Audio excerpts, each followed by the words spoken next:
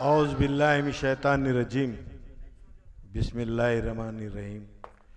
अस्सलाम वालेकुम रहमतुल्लाहि व बरकातुहू। शहनशीन पे तशरीफ़ फरमा कुल हिंद मजलिस इत्तेहादुल मुस्लिमीन के महाराष्ट्र के कारगुजार सदर आली जनाब डॉक्टर गफ़ार क़ादरी साहब, मजलिस इत्तेहादुल मुस्लिमीन के मराठवाड़ा के जनरल सेक्रेटरी आली जनाब माजिद बशीर साहब, ज़िले के सदर मिर्ज़ा अमजद बेग साहब, शहर के सदर साबिर चौर साहब, मजलिस इत्तेहादुल मुस्लिमीन के तालुक़े के सदर जनाब मुफ्ती साहब इमरान साहब, ताहिर देसाई साहब, सलीम साहब, मजलिस इत्तेहादुल मुस्लिमीन की शहर के सदर नौजवान मेरे साथी जनाब जाकिर साहब,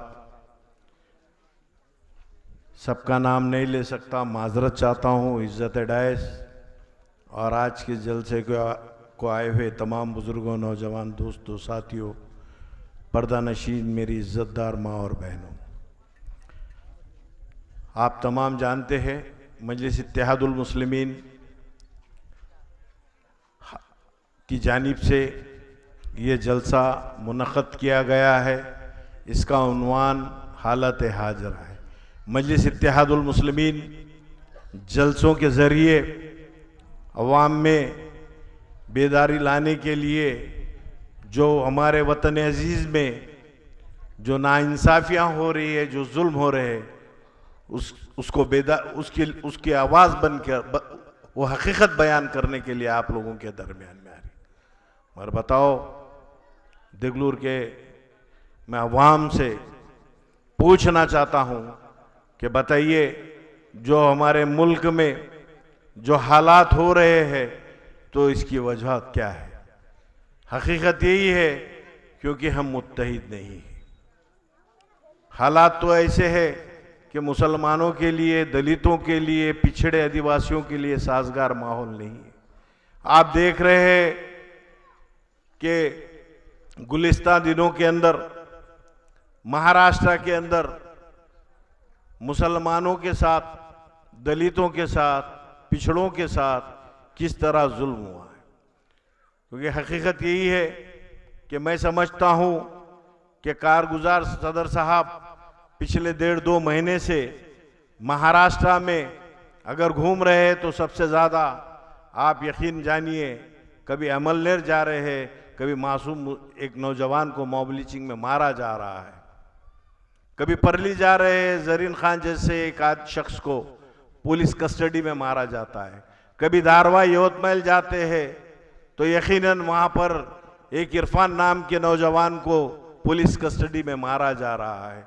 अकोला के अंदर कई नुकसानात किए गए हैं, तफसीली आपको बयान करेंगे, मगर मैं आपको बताना चाह रहा हूँ कि समझिए ये इसलिए हो रहा है क्योंकि हमारी सियासी ताकतें नहीं है। अगर हमारी सियासी ताकतें जब ऐवानों के अंदर जब गूंजेगी तो यकीनन आप तमाम लोग आपकी तर्जुमानी करेंगे।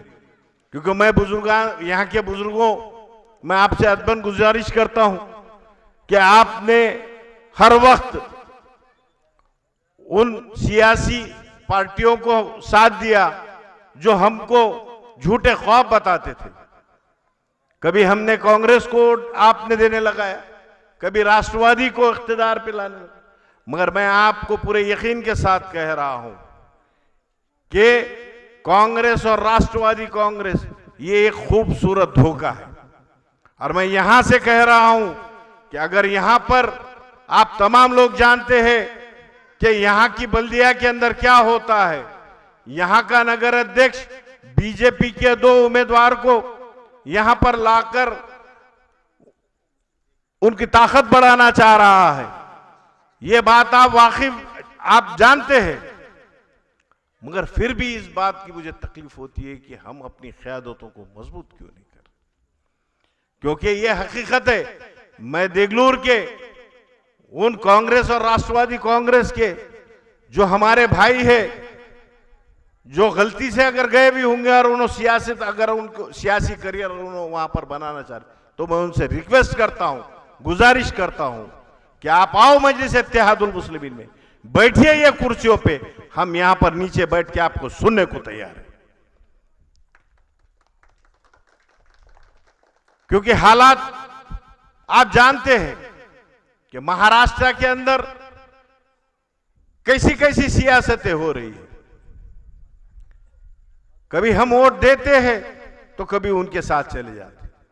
मैं वाकया 2019 ने 2014 के अंदर जब रियासत महाराष्ट्र के अंदर जब फिरका परस्त जातिवादी, जब भारतीय जनता पार्टी और शिवसेना की जब गवर्नमेंट बन रही थी, तो यही राष्ट्रवादी कांग्रेस पार्टी ने, यही प्रफुल्ल पटेल ने बाहर से उनको समर्थन दिया था और स्थिर गवर्नमेंट बनाई थी।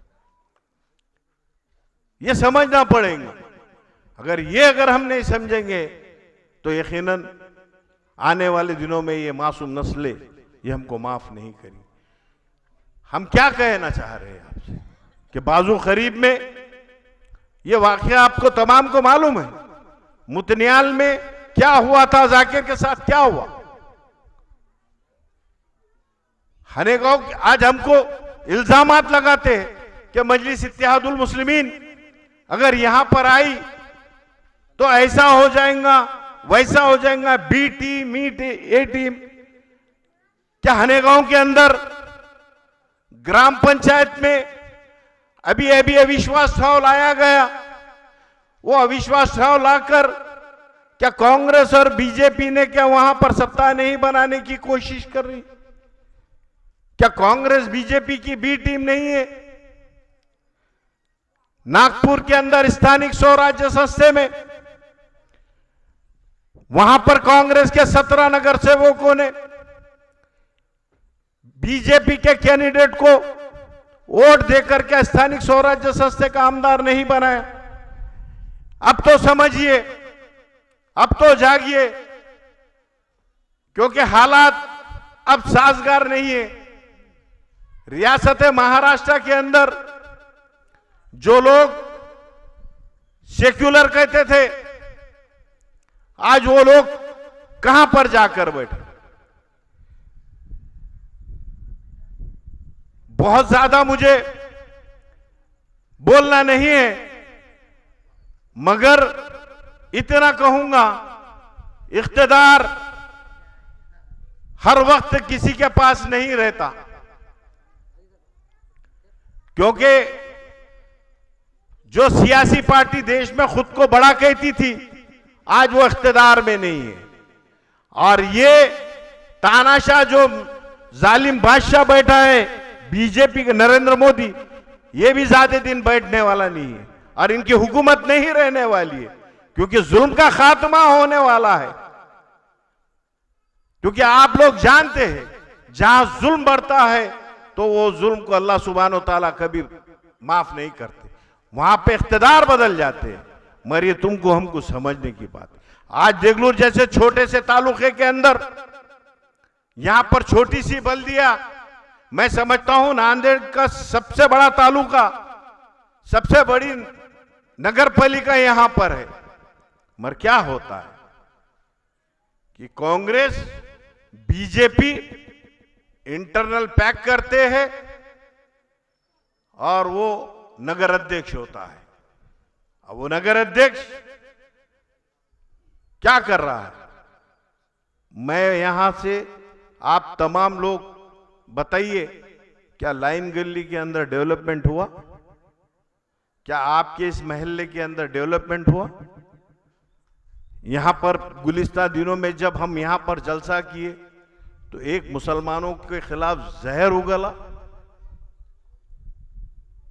लाइन गली का जो नगर सेवक है, मैं उसको यहां से वापस और एक बार कहूंगा, इंशाल्लाह अगली बार अगली बल्दिया के इलेक्शन में लाइन गली से तेरी लाइन साफ करने का काम मजलिस इत्तेहादुल मुस्लिमीन करेगी।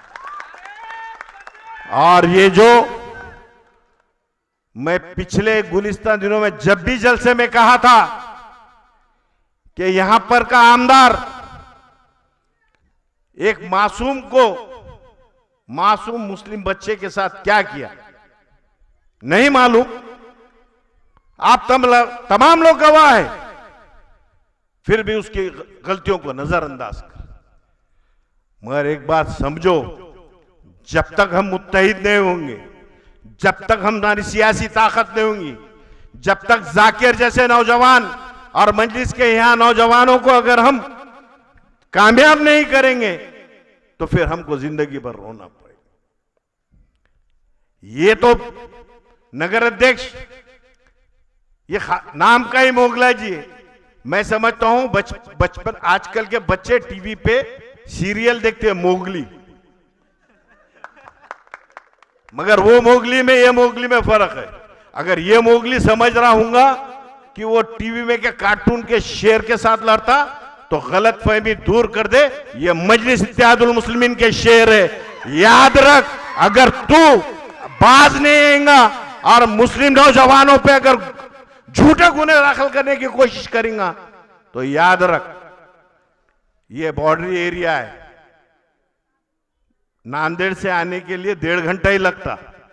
जब मजलिस आएंगी ना तो फिर याद रखना मोगला जी परेशान हो जाएंगे। और मैं पुलिस प्रशासन से कल भी वहां भूकर में कहा, आज भी कह रहा हूं कि मजलिस इत्तेहादुल मुस्लिमीन अगर हम काम कर रहे हैं तो हमारे कायद, हमारे नेता ये 12वीं थी 11वीं 12वीं पास, ये MBA नहीं, ये बैरिस्टर है। याद रखो, कानूनी लड़ाई हम भी जाना चाहते, मगर पुलिस से रिक्वेस्ट है कि इनके बातों में और इनके दबाव में आएंगे तो फिर हम आपको कानूनी तरीके से, संविधान तरीके से हम आपको भी नहीं छोड़ेंगे, हम कोर्ट में आप पे केसेस करें। समझो नौजवानों, अब हालात पहले जैसे नहीं है। हमको अब सियासी ताकत हमको बनना पड़ेगा। आज आपके दरमियान में एक तड़प को लेकर डॉक्टर गफ्फार कादरी साहब आए, इंशाअल्लाह उल अजीज वो भी बताएंगे कि और कौन आने वाले। मगर समझना यही है कि हमारे मोहल्ले में डेवलपमेंट नहीं होता, हमारे बस्तियों में सिविल हॉस्पिटल की ब्रांचेस नहीं है, हमारे लिए तालीम के अच्छे इदारे नहीं है।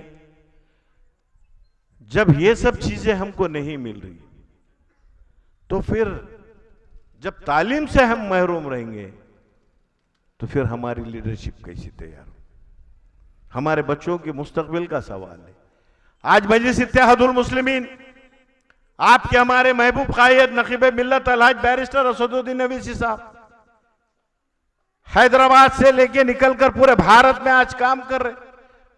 आज ऐवान पार्लियामेंट के अंदर खड़े होते हैं तो मजलूमों की आवाज और मजलूमों पे जो जुल्म हो रहा है उसके खिलाफ बात करते हैं। ये तो आज आप समझिए,